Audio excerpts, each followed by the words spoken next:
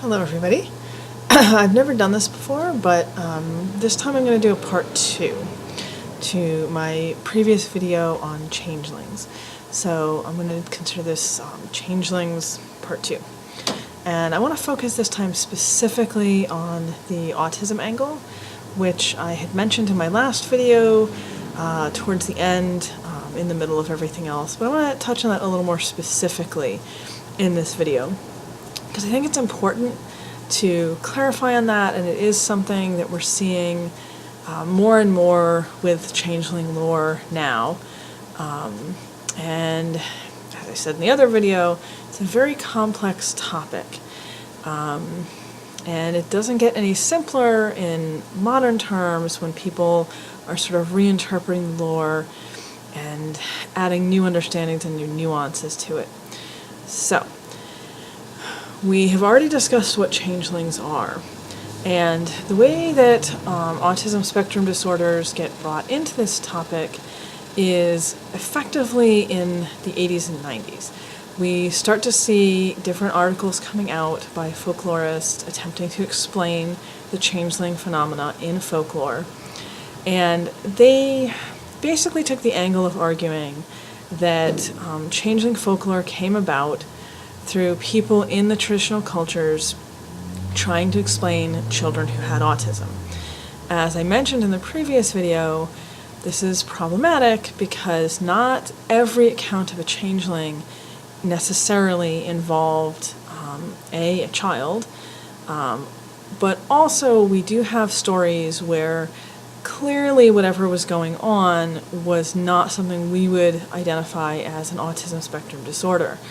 I mentioned particularly the folkloric account of the child who died. She was 4 years old in the account. She'd been born partially paralyzed and clearly had some other complicated medical issues going on. Obviously she was not a changeling, although her parents eventually became desperate enough that they tried some cures associated with changelings to address her particular issues, and she did in fact die during the process, which we did commonly see. Often when human children with medical issues were treated as changelings, the result was their death. So when we look at this particular angle of it, whether it's children or adults, we have got to keep that in mind, that people, children or adults, humans who were considered to be changelings by their family or community usually did not work out well for them. They usually died during these treatments. So these scholars, looking at trying to explain this, decided to focus specifically on autism. Why? Because as autism is currently understood and diagnosed, it usually manifests in children who are about 18 months old. And for whatever reason, the academics approaching the subject decided that that was a good age to pick for when changelings were happening with infants and toddlers. Now, when you look at the actual bulk of the folklore and material, there's really no indication that there was a specific dangerous age. It was entirely possible for this to happen to much younger infants or to older children. So again, right there, that sort of to me is a weakness in this argument that changelings were just an older understanding of autistic individuals. Now, one of the supports for it in the academic community is that the main way that changelings were often identified was a sudden and drastic change in behavior and personality. This is true, by the way, both for younger children and for adults. So this is not just exclusive to what people would have been looking at in toddlers or infants. You would have someone who was very friendly and outgoing, and usually considered very even-tempered and good-natured, and suddenly they would become very recalcitrant and withdrawn, crying all the time, not engaging with others necessarily, becoming very needy, very demanding. Some of this, in certain ways, overlaps with stereotypes for what children with autism may or may not sometimes behave like. Being very cautious with this, because we also need to keep in mind that autism spectrum disorder is a spectrum disorder. There is a wide range with people who have autism for how they present and how they relate to the world as a neuroatypical person. So we really can't, and we really should not, pigeonhole and say that every single adult or every single toddler or older infant who has what we would now consider an autism spectrum disorder is going to behave in this exact same way. However, this is the angle that these academics in the 90s in particular were taking. And we're arguing that because when you look at it from a very wide angle, you can sort of say, okay, some of these stories of changelings, some of this description for what we're looking at for changelings fits what at the time was the current understanding for some of the symptoms that would be looked for in diagnosing an autism spectrum disorder. Therefore, changelings were just human children that had autism. Now, as I mentioned in the other video, that is also problematic because you are taking an academic who's looking for a real-world human, psychological, or physical explanation for a traditional belief relating to fairy beliefs. And those two things, to my mind, are often antithetical to each other. You really can't look at the traditional beliefs in a lot of cases and try to find a logical real-world explanation for them.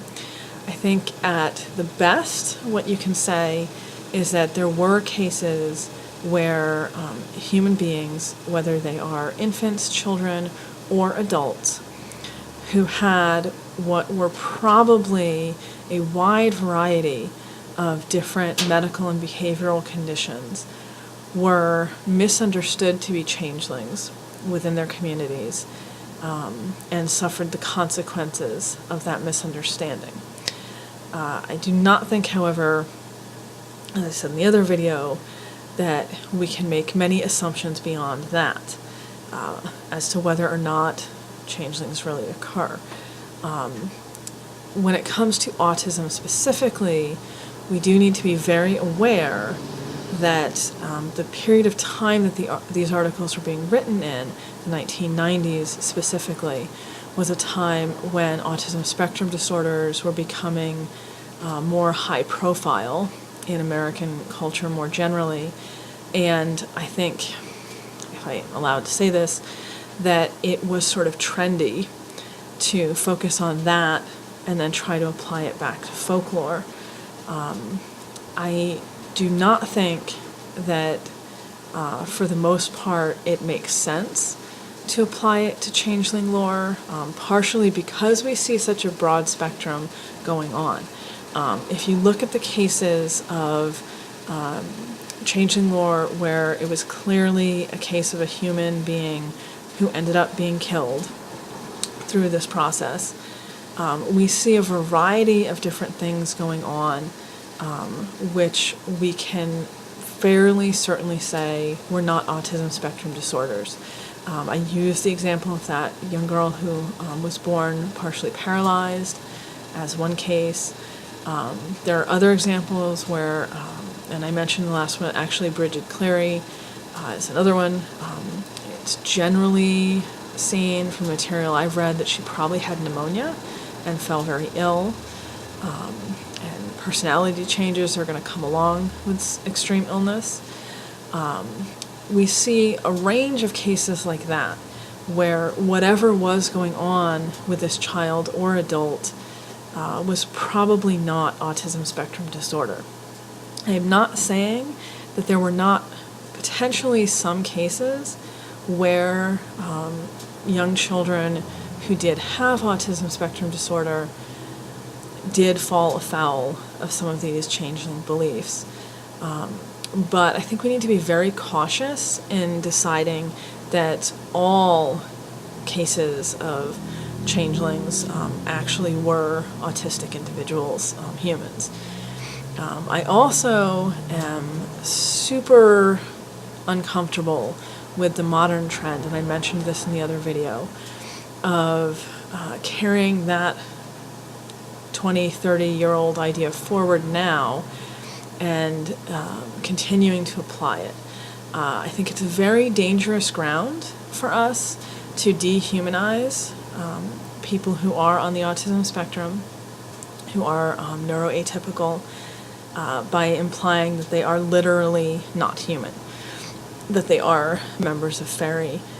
As much as we romanticize fairies today, and as much as there is sometimes sort of a pleasant escapism in the idea of seeing people as literally not human, historically speaking, nothing good has ever come from humanity in a wider sense, or any group in particular, dehumanizing another smaller group, particularly another smaller group that is in some way considered outside the norm. And I think it is extremely dangerous, quite frankly, for us to intentionally dehumanize neuroatypical people and associate them with a group who was intentionally, in some cases, murdered or unintentionally murdered by people trying to cure them.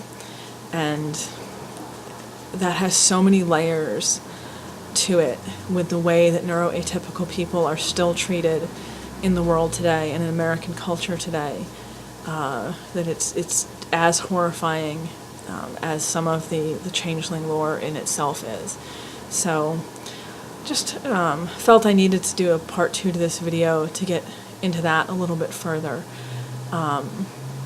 I have seen some people who are romanticizing the entire concept and acting like it is a positive thing, and to that I can only reiterate once again that I think it's dangerous territory to too closely associate these two things, and to re-emphasize that the idea that any human being is a changeling inherently carries with it the implication that they are not actually human, that they are not human at all, that they are fairies, and that as such the genuine or real human being has been stolen away or taken and still exists somewhere else, usually with the implication that they can be rescued. And I'm just not comfortable with any of that, quite honestly, being romanticized or thought of as a good or positive thing. Just because someone is neuroatypical does not mean they are not human. And just because someone is neuroatypical does not mean that they are not good and perfect and wonderful the way they are. They don't need to be fixed. We need to be better as neurotypical people in making their lives easier and less stressful in most cases, and working on communicating better. It's a whole other tangent I could get into, but the idea of further alienating by embracing this idea of inhumanity is really, really problematic. So when we look at changeling lore in relation to autism spectrum disorders and autistic people, I think we need to remember really what the bulk of the lore says, and that this entire concept comes to us from 1990s academia, which in itself was kind of cherry-picking evidence to get to the conclusions that it got to. And that we need to be aware of that we need to look at the broader range of evidence to get a better idea of what was and is going on in that particular folklore. And also, as I said in the first video, to keep in mind how complicated that entire range of folklore is to do with changelings, and that unlike most other types of folklore, the changeling folklore does have that darker side to it, where it did impact human lives, and it did get people killed. So these are all things to really give some consideration to. I do know that some people kind of embrace this idea and sort of like the idea that they could potentially be a changeling because they feel very different and not connected to humanity at large, humanity around them. I can kind of understand that, quite honestly. But just, keep in mind that in the traditional lore, a changeling is a fairy who intentionally came here so that a human could be stolen. There are some small segment of the changeling stories in which a failing fairy infant, a sickly fairy infant, was exchanged for a human infant. But in those cases, the fairy infant would usually die. And that was the idea, that they were trading an infant that would not survive for one that would, again, to reinforce their own numbers and breeding stock, as I mentioned in the other video. So, as appealing as the idea might be in certain ways, I think we just need to keep in mind what changelings actually are, and just approach that whole concept with caution, particularly when we're putting that label on what can be a vulnerable segment of the population. So those are just my thoughts in video number 2 here. If anyone has any questions, please feel free to pop them in the comments. I think I have covered this angle as thoroughly as I can now on top of the other video, but I'm always open to questions. It's a very complicated and complex topic, so any questions, let me know. Otherwise, those are my thoughts on changelings and autism spectrum disorder, kind of where we have gotten to where we're at today, which basically is that 1990s academia and articles then got kind of taken and misinterpreted, so that people, instead of understanding that they were talking about human beings and a human explanation for the changeling phenomena, misunderstood and thought that they were saying that that is what changelings were, and it's not. So just some additional food for thought. Let me know if this makes sense to everyone, or if you have any questions, and I can always keep doing more videos. We could keep going on this topic, but I don't want to bore anybody. Have a nice day.